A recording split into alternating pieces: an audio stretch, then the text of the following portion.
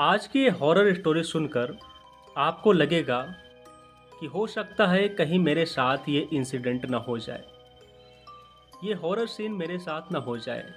ये horror story की जो रियल लाइफ की जो आज मैं घटना आपको बताने जा रहा हूँ, ये मेरे साथ ना हो जाए।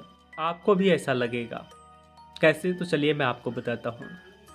आपने कभी ना कभी किसी न किसी के थ्रू ज़रूर ये सुना होगा कि अगर हम सपने में किसी प्रेत आत्मा को देखते हैं, किसी प्रेत को देखते हैं, किसी भूत को देखते हैं या फिर किसी चुड़ैल को देखते हैं, तो वो हमारे आस-पास होती हैं और वो हमारे सपनों में आकर के अपनी उपस्थिति का, अपने होने का एहसास कराती हैं कि मैं यहाँ पर हूँ। ये बात आरो अपनी पत्नी से कह रहा था।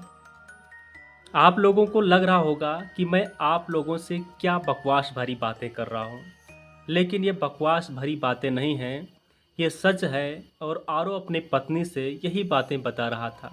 उसकी पत्नी कहती है, क्या आपके दिमाग में ये सब क्या खुराफात चलता रहता है?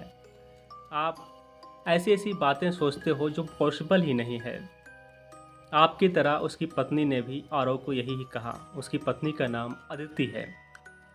अदिति कहती है आरो से कि मैं 4-6 दिनों के लिए अपने मम्मी के यहाँ जा रही हूँ, तो आप खुद खाना बनाकर खाओगे या घर आकर खाना खाओगे? तो आरो कहता है ठीक है, मैं देखता हूँ। तो अदिति जाते हुए कहती है कि घर आकर खाना खा लिया करना। आरो अपने स्मार्टफोन में बिजी था और अदिति चली गई। शाम का वक्त हुआ, तो शाम के करीब 7 बज रहे थे। ठंड का मौसम था, तो आरो ने खाना खाने का जो है मन बनाया और उसने गाड़ी निकाली और अपनी ससुराल चल दिया, अपनी पत्नी के मायके।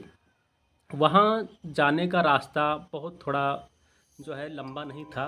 करीब गाड़ी से जाता तो आधे घंटे में वहाँ पर पहुँच जाता। आरो ने सोचा चलो खाना खाकर आता हूँ और जल्दी 7 बजे निकलूँगा, तो करीब 2-3 घंटे में लगभग 11 बजे तक वापस घर पर आ जाऊँगा। आरो निकल पड़ा और उसने सोचा जल्दी जाने के लिए थोड़ा आगे रास्ते में पहुंचा, तो वहां पर उसने एक शॉर्टकट रास्ता ले लिया। कहा इस रास्ते से चलूँगा तो जल्दी पहुंच जाऊँगा। जब उस शॉर्टकट रास्ते से जा रहा था तो करीब 7:30 बज रहे थे और निकलते निकलते काफ़ी देर भी हो गया था। तो 7:30 बज रहे थे और सामने जब उसने गाड़ी शॉर्टकट लिया तो कुछ दूर जाने के बाद उसे रास्ते में एक पेड़ जो है, पेड़ की टहनी जो है रास्ते में पड़ी पड़ी थी। तो रास्ता जो है ब्लॉक हो चुका था, तो गाड़ी लेकर के तो बिना टहनी हटाए नहीं जा सकता था। उसने सोचा, कोहरा भी काफ़ी ज़्यादा था, तो कोई आसपास व्यक्ति कोई नहीं दिख रहा था, बिल्कुल सन्नाटा छाया हुआ था। आरो ने गाड़ी से उतर करके उस टहनियों को हटाना चालू किया। जब उसने सारी टहनियों को हटा रहा था तो उसने सामने देखा तो उसके रोंगटे खड़े हो गए।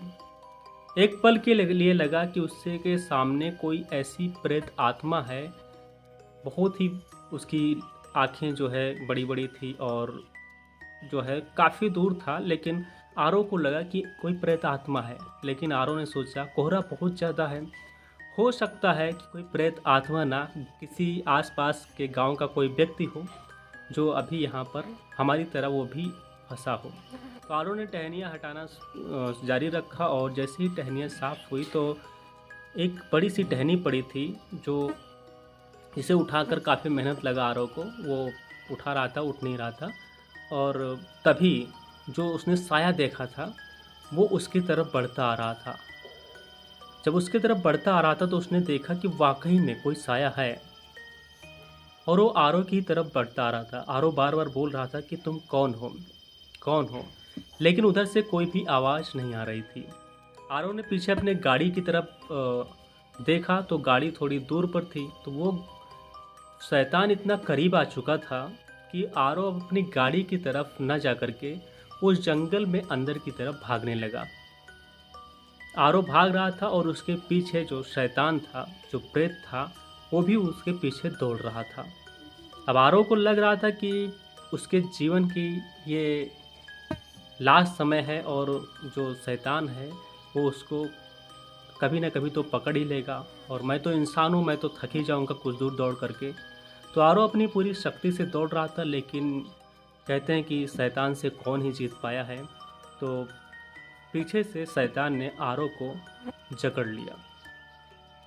आरव की सांस फूलने लगी, उसके ऐसा लगने लगा कि अब जो है अब मेरा अंतिम समय आ गया है, और आरव को काफ़ी दर्द भी हो रहा था।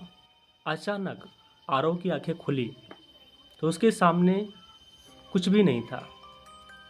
आरव एक सपना देख रहा था, लेकिन वो जो शैतान उसको पकड़ा था सपने में, आरव को बहुत ज़्यादा दर्द हो रहा था।